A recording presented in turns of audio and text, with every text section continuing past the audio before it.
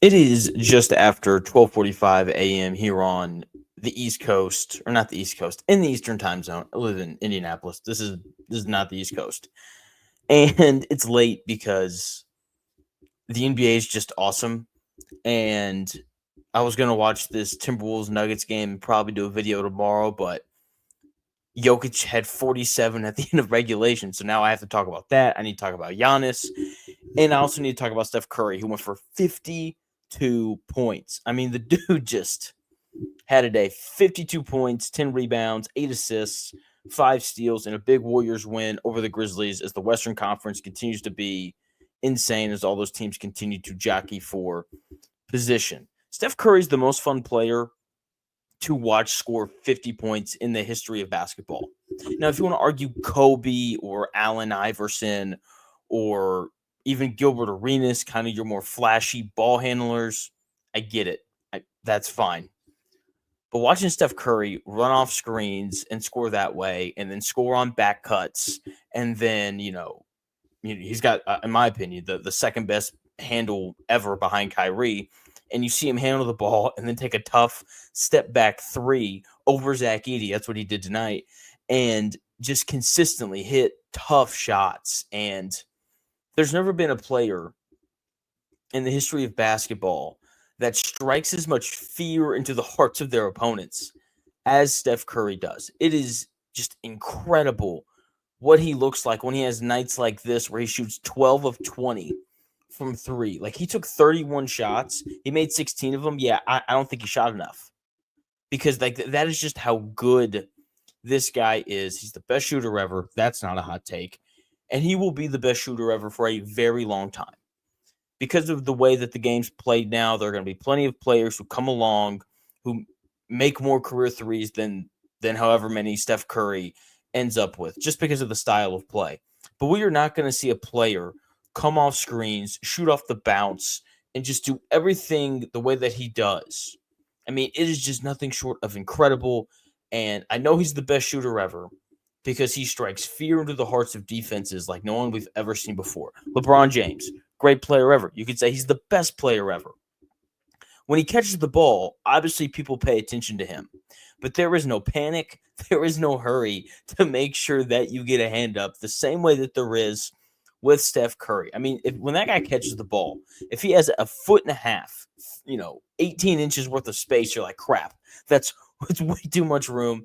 We've never had a player like him before, and he was amazing tonight against the Grizzlies. 134-125. The Warriors win that game.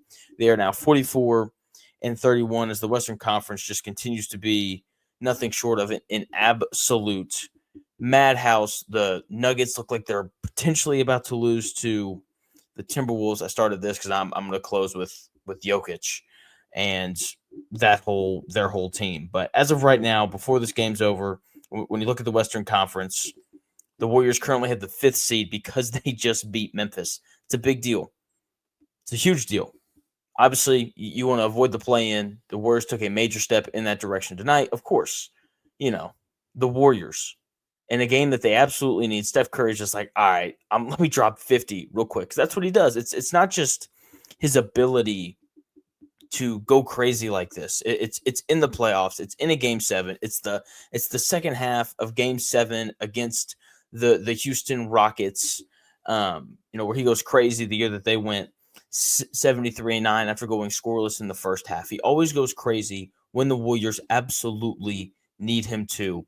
We've never seen a player like him, and it's going to be a long time before we see another one, even with the number of great three-point shooters that we have coming into the NBA. Speaking of guys that we won't see again for a while, Giannis Antetokounmpo. Dominant tonight. 37 points, 11 assists, 5 rebounds, 11 of 12 from the free throw line, 2 of 4 from 3, 12 of 18 from the field. You watch Steph Curry play, and I promise I'm going to come right back to Giannis here. That guy can get wherever he wants on the floor because of how well he handles the basketball. Giannis can get wherever he wants on the floor just because he's bigger than everyone, and he's just going to push you around. Okay, so if you're new to the channel, I post these little 1-minute highlights every night of some of the best performances that we've seen. And I've got one up of Giannis. And in the second clip, is he like has the ball and he's like double teamed. He's like, that's fine. I'm just gonna dribble the ball twice, go through Nick Richards' chest, a center, and then I'm gonna reverse it and I'm gonna dunk the basketball. And there's absolutely nothing anyone on the planet can do about it. He is, the modern day Shaquille O'Neal. He can get wherever he wants just because of the size and the athleticism that he possesses. But the really impressive thing about him this year, and it was on full display tonight, his passing has just gotten so much better. His ability to pass the ball out of double teams when he grabs a rebound and he just goes and he's on the break, his ability to use his peripheral vision to make like the overhead skip pass to the corner to whoever's open. It is nothing short of spectacular. It is an area where we have seen him consistently get better throughout his career, even after he's won the 2 MVPs and that NBA Finals trophy.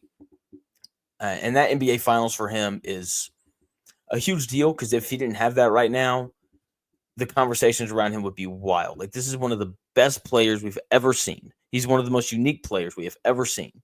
7 feet, that strong, a really good handle, and now this passing ability that just seems to get better and better every year, plus the ability to anchor a defense. I hate so much that Damian Lillard is hurt because this Bucks team, like when you have Giannis and you have Dame, and I know that the Bucks have been up and down all year. Like they win 3 in a row, and then they lose 2, and then they win 4 in a row, and then they lose 5 in a row.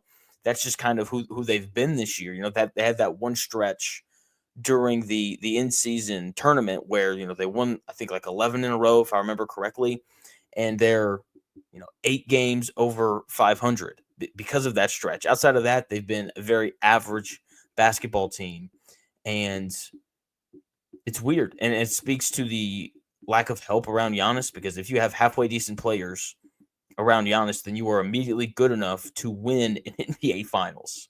Okay, like we saw that just a few years ago.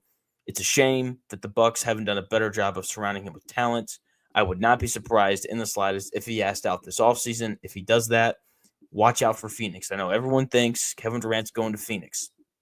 That very well may happen, but I do think that there's like a 5 to 10% chance that we see Giannis end up in Houston. Now, I thought that by the time I finished my thoughts on Giannis and Steph, I would just be able to roll right into Jokic, but we now have double overtime. So we're going to take a short break, and then we'll be right back with more my take is and my thoughts on this Minnesota-Denver wild finish. The Nuggets lose in double overtime to the Minnesota Timberwolves, 140 to 139. Nikola Jokic finishes with a 60-point triple-double, but they lose in part because I think a lot of things play into whether or not you win or lose a game, not just 2 plays, but Russell Westbrook blows a fast break. He blows a layup on a fast break, and then he fouls a 3-point shooter, and I hate it because Russell Westbrook is such a joy to watch play basketball. Just the effort and the intensity that he plays with every single night is awesome. It's what makes him Russell Westbrook. The issue is that effort and that intensity leads to things like this sometimes. Like the fact that he blew a layup and then he fouled a 3-point shooter is just the most Russell Westbrook thing ever. And I mean that in just the nicest way possible, because I love Russell Westbrook and I love the way that he plays basketball. I think if everyone in the NBA played that way, then the NBA would be a much more fun league to watch. I also think the league would be much more fun to watch if everyone just played like Nikola Jokic. 60 points, 10 rebounds, 10 assists, and he was only +4. I talked earlier about Giannis and how the supporting cast around him just hasn't been good enough. Nikola Jokic is the easiest player in the NBA right now to build around because he just makes everything easier on everybody. And for some reason, the people in Denver can't figure out, hey, let's go find 3-point shooters who can play defense, and we're probably going to score a boatload of points, and we're probably going to get stops if we can do that. And for some reason, like they can't do it. At the end of regulation, Christian Brown, who I love, by the way, great role player, has really improved this year. He had a pretty good game tonight, 12 rebounds and 18 points. Not a great shooter, though. He's wide open, bottom corner with a chance to kind of put the game away for Denver. Misses. Nuggets get a stop. They come back down the floor. They put 2 on Jokic. He finds Aaron Gordon, who shot the ball really well after the All-Star break. Still not a great shooter, though. Misses. Game goes to double overtime, and they wind up losing. Like, Russell Westbrook plays real minutes for them. Like, he can't really space the floor. Peyton Watson played 45 minutes tonight. He can't really space the floor. Like, you go through all the guys that they have, and they just don't have enough floor spacers. And at a time in the NBA where there's never been more shooting than there is right now, it's just baffling that the Nuggets don't have enough three-point shooters to give Jokic more space. Now, because he's Jokic, he's able to figure it out. And I know that Jamal Murray didn't play tonight. If he plays tonight, then the way that Jokic played, they probably win that game. But who knows, right? Because everything changes based off of who plays. And it's just crazy. And, earlier in the video, I was talking about Giannis and how that one ring that he's won, like, it's so important, because if he hadn't won it, the way that we would talk about Giannis would just be incorrect. It would be that toxic, oh, he didn't have any rings, so he's not very good, which is just absurd. And if, Jokic doesn't have that one ring from 2 years ago, if I'm remembering correctly, we would probably be on the verge of talking about him the exact same way. But because he has that one, thankfully, we don't have to listen to that idiocy from people. Okay, that dude is amazing. He's the best player in basketball. He's not going to win the MVP, but you can make a really good case that he should. And with that being said, Shai Gilgeous-Alexander's been amazing, but if I had to vote, I would vote for Jokic just because the Nuggets would be terrible. They would be awful without him. There's no shooting. They don't have great defenders. It's just Jokic. Can you help us manufacture 110 points a night, and maybe the other team will miss? Like, that's who the Denver Nuggets are. And because they have Jokic, last time I checked, they were the 3 seed. I believe that they're still holding on to that, but they only have like a half game lead over the Lakers. Oh, they have a 1 game lead over the Lakers. So we'll see if they can hold on to it. That they want to be the 3 seed. I think both the Lakers and the Nuggets would rather play, if the playoffs ended today, the Rockets, who are the 2 seed, as opposed to the Warriors, who are currently sitting in that 5th seed. But we'll wait and see. That's going to do it for the video. Once again, it's like 1:30 here. By the time I get this done, it's going to be 2 a.m. Do me a favor.